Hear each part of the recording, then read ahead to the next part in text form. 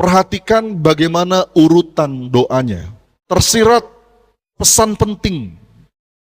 Sebuah pola kehidupan yang mestinya kita tangkap. Nanti jalan kebuka ayah bunda. Itu Bapak Ibu, buah dari kolbu yang tenang. Siapapun yang dalam hidupnya punya prinsip bahagia jika, maka sampai kapanpun orang itu nggak akan pernah bisa bahagia. Bismillahirrahmanirrahim. Anda perhatikan doanya Nabi Musa. Doa ini kita sudah hafal bahkan dari TK. Dan ternyata di dalam doa ini Bapak Ibu tersirat sebuah pola kehidupan yang perlu kita sadari. Doanya yang mana? Nah, Rabbishrahli sadri. Terus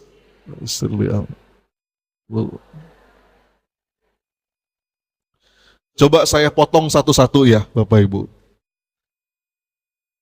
Perhatikan bagaimana urutan doanya. Yang menarik, kalau kita lihat dalam doa tadi, pertama kali yang diminta oleh Nabi Musa itu adalah Rabbishrahli sadri. Artinya apa? Ya Allah, lapangkan dadaku. Ini keren banget. Baru habis itu, wa yassirli amri. Apa artinya? Mudahkan urusanku.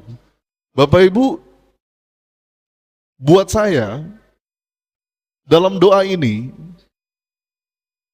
tersirat pesan penting. Sebuah pola kehidupan yang mestinya kita tangkap. Karena urutan penyebutan dalam ayat-ayat Quran itu nggak mungkin random. Itu pasti ada hikmahnya, ada maknanya. Kenapa dalam beberapa ayat disebutkan laki-laki dan perempuan? Laki-laki dulu yang disebut. Tapi ada di ayat yang lain Allah menyebutkan perempuan dan laki-laki. Itu ada maknanya. Ya. Tauqifi. Kalau saya nggak salah itu istilahnya. Kenapa jihad itu yang disebut harta dulu baru jiwa? Wa tujahiduna fi sabilillah bi amwalikum wa anfusikum. Berjihadlah dengan harta baru kemudian jiwa. Termasuk dalam doa ini. Ini menyiratkan pola kehidupan yang sangat indah Bapak Ibu. Dari doa ini kita belajar pola hidup itu lapang dada dulu, baru urusan jadi mudah. Nggak dibalik. Saya ulang sekali lagi. Nggak dibalik. Kenapa ini perlu saya tegaskan? Karena banyak di antara kita yang berpikirnya tuh suka terbalik. Berpikir terbalik tuh gimana? Gini, nanti Ustadz, kalau urusan saya udah mudah, kalau masalah saya udah beres, kalau utang saya udah lunas, kalau suami saya udah gak gitu lagi, kalau sakit saya udah sembuh, kalau tanah itu udah saya beli, kalau udah beres berangkat haji, kalau udah ini, kalau udah itu, baru habis itu lapang dada saya. Terbalik nggak Bu? Pak, yang benar harusnya gimana? Lapangkan dulu dadamu. Maka semoga dengan itu Allah akan mudahkan urusanmu. Bapak Ibu, ini penting banget. Karena makin sempit dada kita, makin rumit urusan. Ya, buktiin aja. Makanya saya tuh kadang-kadang kalau dalam sesi konseling, sesi training gitu ya, sesi coaching, ada beberapa orang yang datang mencurhatkan masalahnya. Kadang-kadang saya nggak ngasih solusi apapun, karena saya pun nggak tahu solusinya apa. Tapi yang saya lakukan, saya hanya berusaha mengantarkan beliau sampai pada satu titik lapang dadanya. Nanti jalan kebuka ayah bunda. makin sempit dada kita, makin ruwet urusan. Ya. Bapak Ibu punya masalah, stres, ya kan? Pusing, mager, ngurung diri di kamar. Selesai nggak masalahnya, Bu? Apalagi memang hidup itu adalah tempatnya masalah. Benar nggak? Kelihatan dari depan muka-muka banyak masalah ini kayaknya. Sampai kalau kata Syekh Ibnu Athaillah As-Sakandari dalam kitab Al-Hikam, beliau berkata, la tastaghrib wuqu'al aqdar. Jangan kamu heran kalau dalam hidup ini kamu menemui banyak kesulitan, banyak persoalan. Kenapa? Karena itulah hakikat kehidupan. Nah, kita berangkat dari sini dulu nih. Hidup itu emang tempatnya masalah. Tempatnya susah, tempatnya kesulitan. Bahkan kalau kata Allah dalam Quran, Allah berfirman, am hasibtum an tadkhulul jannah walamma ya'tikum mathalul ladzina khalau min qablikum.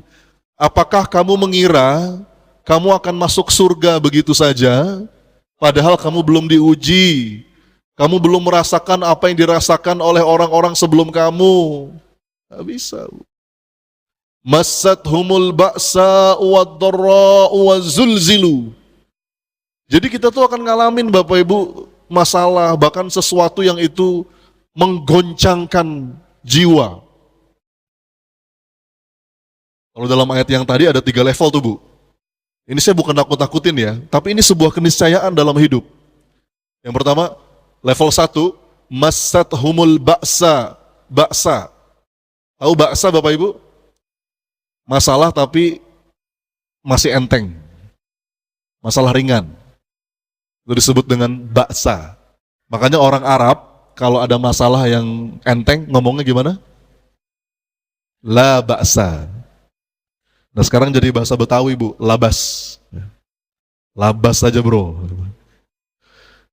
Nanti level 2 mulai agak berat, itu namanya massathumul ba'sa wad-dharra. Ad-dharra itu udah mulai agak berat tuh. Sampai level berikutnya Bapak Ibu, wazulzilu. Tahu Bapak Ibu zulzilu?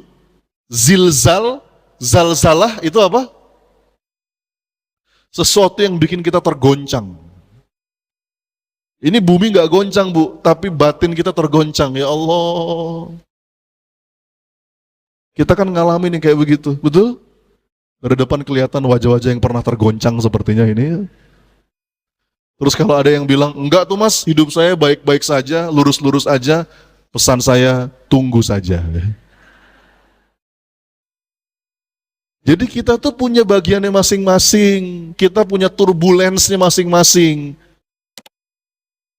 Mungkin judulnya beda-beda. Beberapa orang ada yang goncangan kehidupannya mungkin ekonomi. Bisnisnya hancur, ya. Saya banyak teman-teman Bapak Ibu yang pasca Covid kemarin masih struggling dengan usahanya. Tutup, kejebak utang, miliaran rupiah, terhimpit. Di sisi yang lain, ada mungkin orang yang secara ekonomi baik-baik saja, tapi judulnya beda. Ya enggak? Rumah tangga, sama pasangannya, sama anaknya, ada yang dikasih sakit sama Allah. Jadi kita tuh punya judul turbulensnya masing-masing Bapak Ibu. Kenapa ini perlu saya tegaskan? Kadang-kadang orang itu kalau lagi punya masalah, itu suka merasa menjadi yang paling malang sedunia, betul nggak? Sepertinya nggak ada yang lebih menderita dibandingkan saya.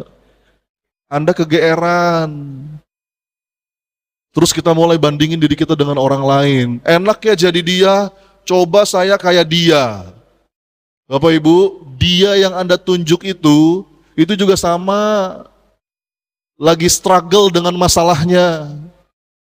Ya. Rumput tetangga memang lebih hijau. Makanya kemarin ada tulisan bagus tuh di Instagram yang saya baca. Apa tulisannya? Jangan cuman lihat rumput tetangga yang lebih hijau, tapi cek juga tagihan listriknya gitu. Kita suka nilai orang dari medsos. Medsos itu Bu, medsos itu apa sih yang diposting? Kan yang enak-enak doang kan? Ibu-ibu foto punya 10 foto. Mana yang dipilih? Bagus. Dia nggak tahu yang jeleknya kan? Nggak bisa. Jadi kita akan ngalamin yang namanya goncangan, turbulens kehidupan. Walaupun ada pepatah yang mengatakan badai pasti berlalu. Betul nggak kalimat ini? Betul, kalimatnya betul, tapi kurang lengkap. Yang lengkapnya gimana? Yes, badai pasti berlalu. Tapi selama kita masih hidup di dunia, begitu satu badai berlalu, nanti ada. Ini pengalaman semua kan? Makanya Bu, ada sebuah pepatah yang mengatakan, life is not about waiting the storm to pass. Coba diulang Bu. Apa artinya? Dilarang buang sampah sembarangan ya. Hidup itu bukan tentang nungguin badai berlalu. But life is about how to dance in the rain. Tapi hidup itu adalah tentang bagaimana kita bisa menari-nari, enjoy, menikmati, berlapang dada, meskipun di tengah hujan badai. Bagus buat status WhatsApp itu Bu. Enggak, tapi itu serius. Diulang lagi. Hidup itu bukan tentang nungguin badai berlalu. Tapi hidup itu adalah tentang bagaimana kita bisa menari-nari, enjoy, menikmati, berlapang dada, meskipun di tengah hujan badai. Dan orang-orang beriman itu semestinya adalah orang yang paling bisa menikmati kehidupan. Orang yang beriman itu Bapak Ibu, mestinya orang yang paling bahagia dalam hidupnya. Itu kata para ulama. Karena hanya dengan kacamata iman, kita bisa melihat keindahan dalam setiap takdir kehidupan. Yang namanya hidup sebagaimana roda yang terus berputar, musim yang terus berganti. Kata Allah dalam Quran, "Wa tilkal ayyamu nudawiluha bainan nas." Episode kehidupan itu dipergilirkan oleh Allah. Gak mungkin Bu kita di atas terus Pak. Ada masanya kita jatuh terperosok ke bawah, betul? Gak mungkin kita punya uang terus, ada kalanya kita gak punya uang, betul? Sering. Jangan curhat gitu dong. Gak mungkin kita dipuji-puji terus, ada kalanya orang menghujat kita. Gak mungkin kita dideketin terus, ada kalanya orang menjauhi kita. Biasa aja. Bahkan kalau kata Rasulullah, ajaban li amril mu'min inna amrahu kullahu khair. Bagi orang-orang beriman itu menakjubkan setiap urusannya karena semuanya baik. Semuanya baik. Nah, kalau masalah selalu ada Bapak Ibu. Datang silih berganti, berlapis-lapis, tak pernah habis. Tinggal bagaimana cara kita meresponnya. Makanya doa Nabi Musa keren banget tuh tadi. Pola kehidupannya itu lapang dada dulu, baru urusan jadi mudah. Dada lapang itu Bapak Ibu, buah dari kolbu yang tenang. Bapak Ibu ngerjain satu urusan dalam keadaan tenang, dibandingkan ngerjain satu urusan dalam keadaan gelisah, sempit, resah, panik, tegang. Kira-kira mana yang lebih cepat ketemu solusinya? Contoh sehari-hari deh, Bapak Ibu pernah kehilangan barang gak di rumah? Barang apa yang sering hilang di rumah?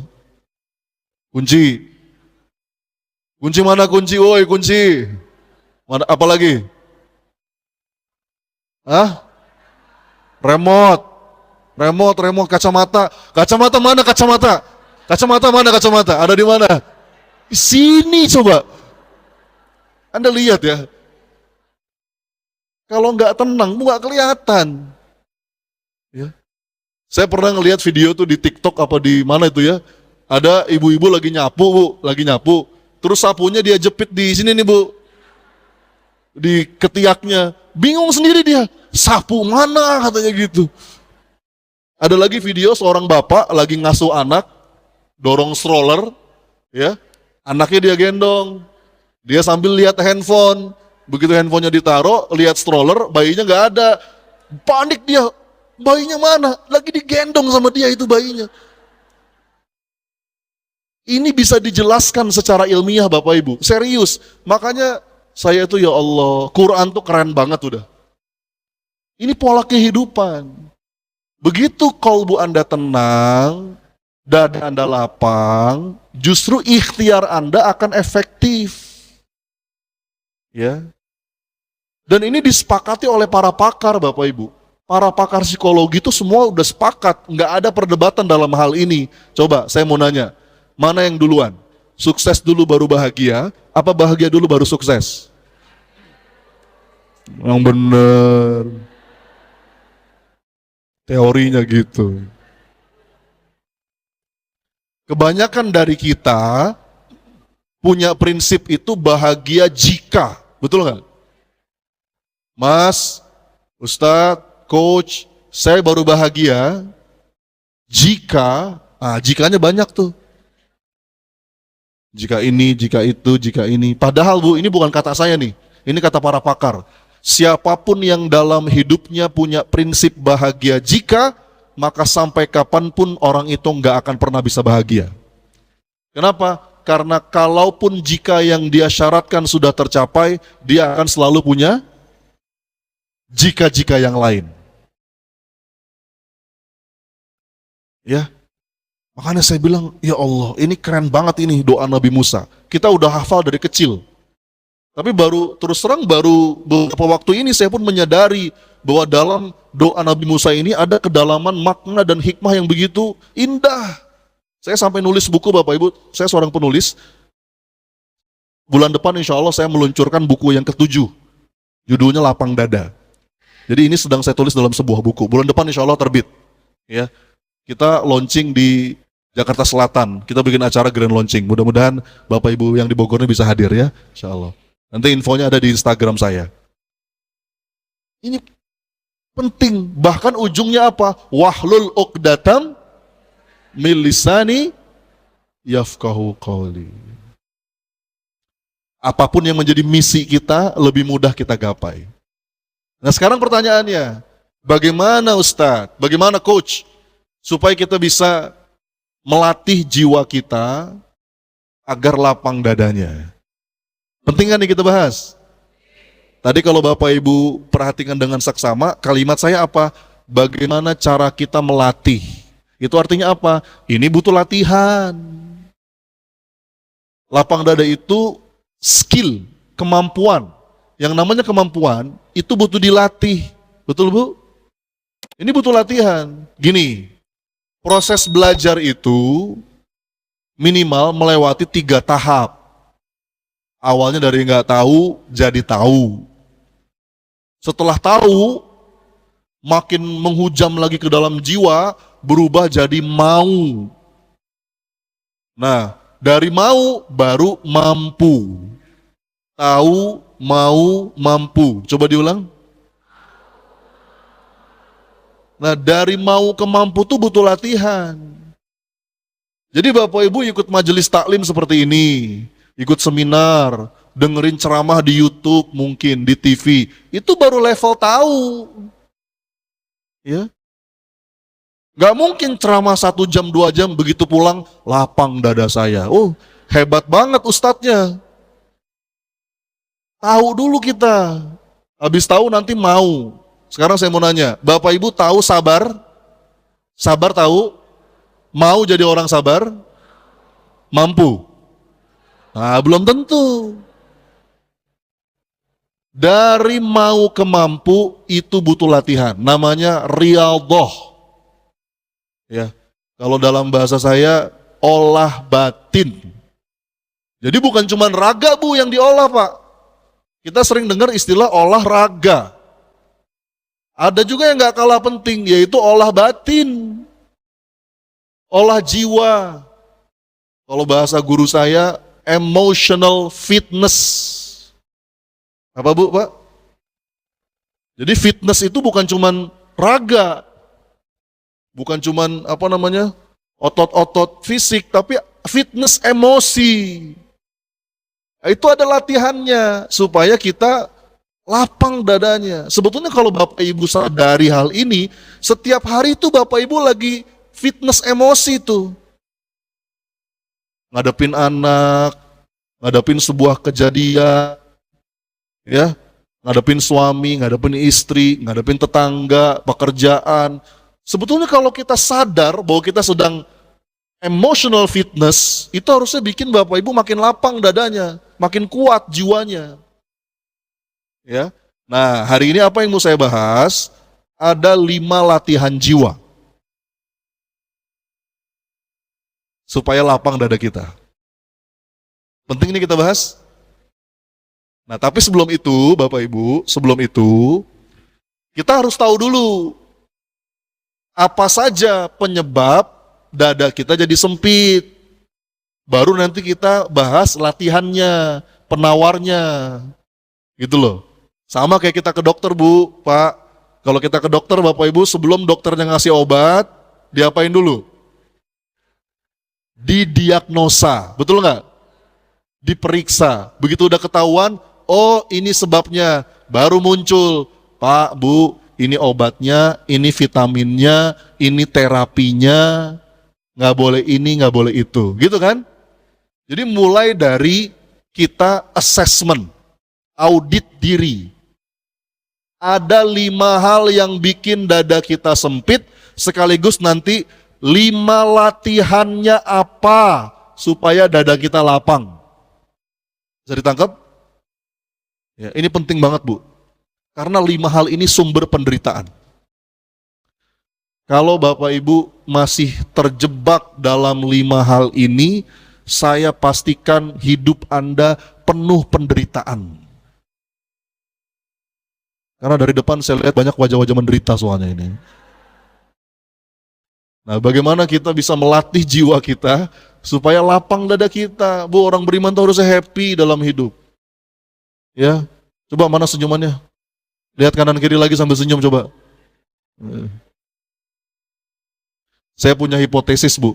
Orang yang jarang senyum itu biasanya jarang neraktir. Saya yakin itu. Kenapa? Karena yang gratis saja dia nggak mau ngasih, apalagi yang bayar.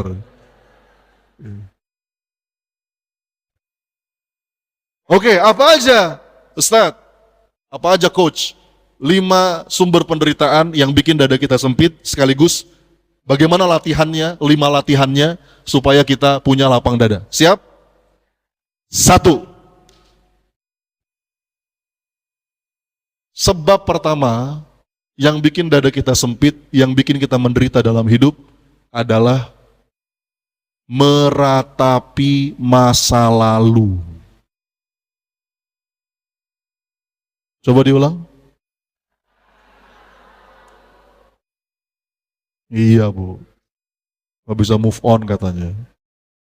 Mensedihkan meratapi masa lalu terlalu dalam. Padahal Bapak Ibu yang sudah. Masa lalu itu udah di luar kendali kita. Tinggal kita ambil apa pelajarannya, apa hikmahnya, apa yang perlu kita perbaiki. Nih, hati-hati nih Bapak Ibu. Hati-hati. Makanya ada 2 kata yang akan membuat kita tuh menderita banget dalam hidup. Mau tahu? 2 kata itu adalah seandainya saja. Coba diulang. Sekali lagi. Kalau Bapak Ibu masih suka ngomong kayak gitu, saya pastikan hidup Anda penuh penderitaan. Bahkan kata Nabi SAW, perkataan seandainya saja itu Bapak Ibu, itu bisa jadi pintu masuknya setan. Gak boleh.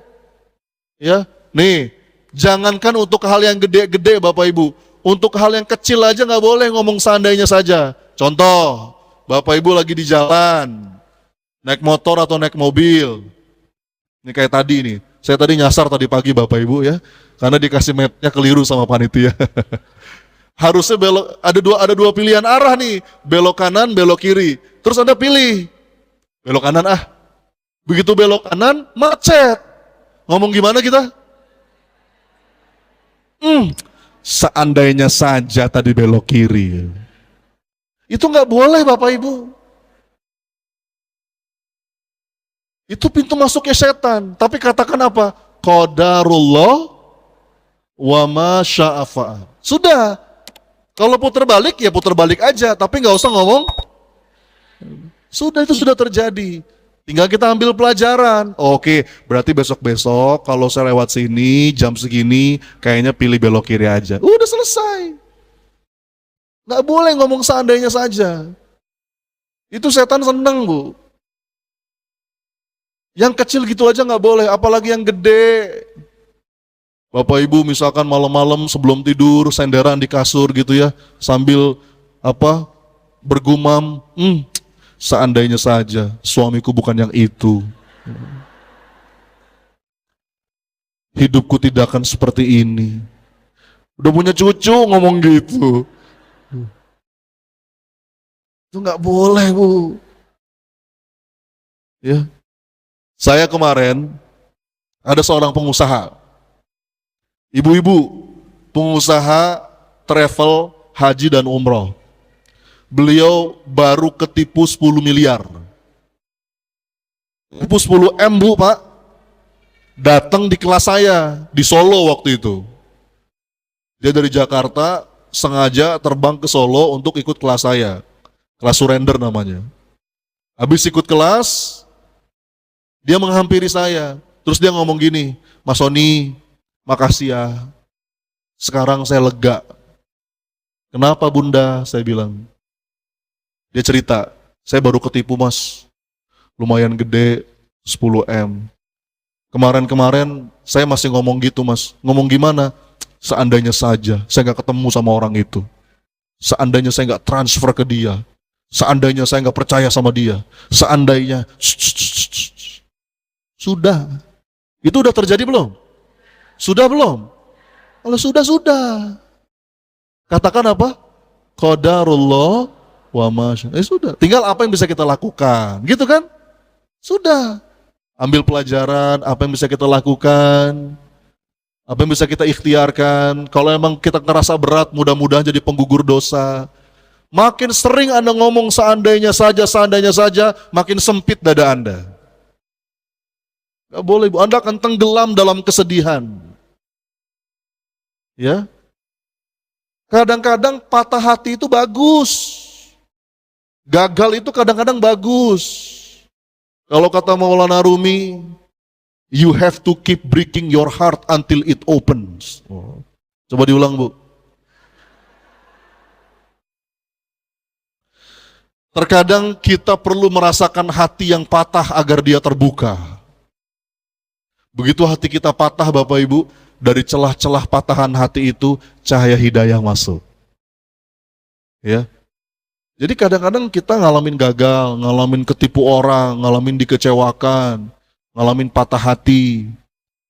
Makanya kan ada istilah orang yang paling susah dinasehati itu ada dua. Yang pertama, orang yang sedang jatuh cinta. Yang kedua, pendukung salah satu capres dan cawapres.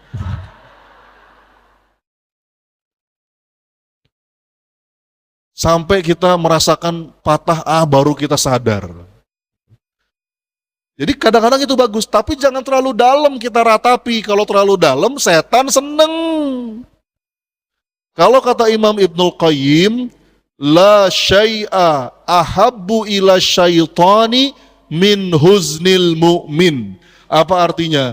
Nggak ada yang paling disenengin setan melebihi seorang mukmin yang bersedih hati.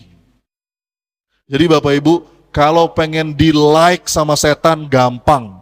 Gimana caranya? Sedih aja sedih. Serius Bu, ini kalau kita bahas dari ilmu energi ya. Kenapa setan itu senang sama orang-orang yang sedih? Karena orang itu kalau lagi sedih itu energinya rendah banget. Dibisikinnya gampang. Kita kan kalau lagi sedih Bu, bawaannya mager, betul nggak? Tahu mager nggak? Sama mager. Di sini ada nggak? Lagi sedih cuci piring ada nggak? Lagi sedih beres-beres dapur ada nggak? Nah kalau ada sedih aja lah ya. Normalnya orang secara psikologis kalau lagi sedih, lagi galau, lagi kecewa, itu nggak mau ngapa-ngapain. Jadi setan tuh seneng tuh ngebisikin. Hati-hati. Nah ini jebakannya. Kalau gitu, apa latihan jiwanya Mas Sony? Emotional fitnessnya apa? Yang perlu kita latih supaya dada kita lapang, nggak kejebak dalam jebakan yang pertama ini. Nama latihan jiwanya latihan ridho. Coba diulang. Apa? Latihan apa? Ya. Latihan ridho itu yakin bahwa semua ada hikmahnya dan semua pasti baik pada akhirnya. Yakin bahwa Allah nggak pernah salah dalam ketetapan takdirnya. Ya. Kadang-kadang Bapak Ibu, kita pengen sesuatu dan yang terjadi sesuai dengan apa yang kita inginkan. Kadang-kadang gitu memang. Kita berdoa mintanya A. Terus Allah kabulkan A. Pernah ngalamin? Pasti pernah ngalamin. Dulu saya anak pertama saya minta kepada Allah, ya Allah, pengen ya Allah. Anak pertama laki-laki, Allah kasih. Anak kedua, ya Allah yang kedua perempuan, biar sepasang. Allah kasih. Yang ketiga perempuan lagi deh, ya Allah, Allah kasih. Kadang-kadang gitu tuh. Saya pernah berdoa, ya Allah pengen bisa berangkat haji di usia muda. Alhamdulillah Allah kasih. Kadang-kadang mungkin yang terjadi, pengabulan doa dari Allah itu sesuai dengan apa yang kita minta. Tapi ada kalanya yang terjadi tidak sesuai dengan apa yang kita inginkan. Kita mintanya A, Allah kasih B. Kenapa? Karena menurut Allah, B itu lebih baik dan lebih kita butuhkan. Masalahnya kadang-kadang mata kita ke A terus. A ya Allah, pokoknya A. Gak mau yang lain. Istiqorohnya gini, ya Allah, jika dia baik, jodohkan kami ya Allah. Tapi kalau dia nggak baik, perbaiki dia ya Allah. Itu bukan istiqoroh namanya. Latihan ridho tuh, Bu. Bahkan dalilnya itu telak. Apa dalilnya dalam Quran? Wa asa an takrahu syai'an wa huwa khairul lakum wa asa an tuhibbu syai'an wa huwa syarrul lakum. Boleh jadi kamu gak senang sama sesuatu padahal itu baik bagimu, kata Allah. Sebaliknya, boleh jadi kamu senang sama sesuatu padahal itu gak baik buatmu. Wallahu ya'lamu wa antum la ta'lamun. Allah yang maha tahu, kamu gak tahu. Jadi jangan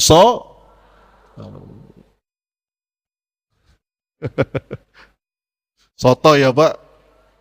Makanya, dan menariknya Bapak Ibu ya, ini menariknya nih. Orang itu akan lebih mudah ridho kalau dia berharap Allah ridho kepadanya. Makanya ayatnya itu radhiyallahu anhum wa radu'an. Radiyatan mardiyah. Oh, itu indah banget tuh. Kalau orang berharap Allah ridho, dia tuh akan mudah ridho dengan apa yang Allah tetapkan. Bebas ya Allah. Apapun kodok yang kau tetapkan, kalau itu memang takdirmu, itu pasti yang terbaik. Mau sehat, sakit, kaya, miskin, dideketin, dijauhin, dipuji, dicaci orang, disambut atau disambit, mendapat atau kehilangan, mangga ya Allah. Asal satu aja ya Allah. Asal dengan itu engkau ridho padaku ya Allah. Maka hamba ridho ya Rabb. Ya. Gak apa-apa ya Allah. Asal dengan ini engkau maafin aku.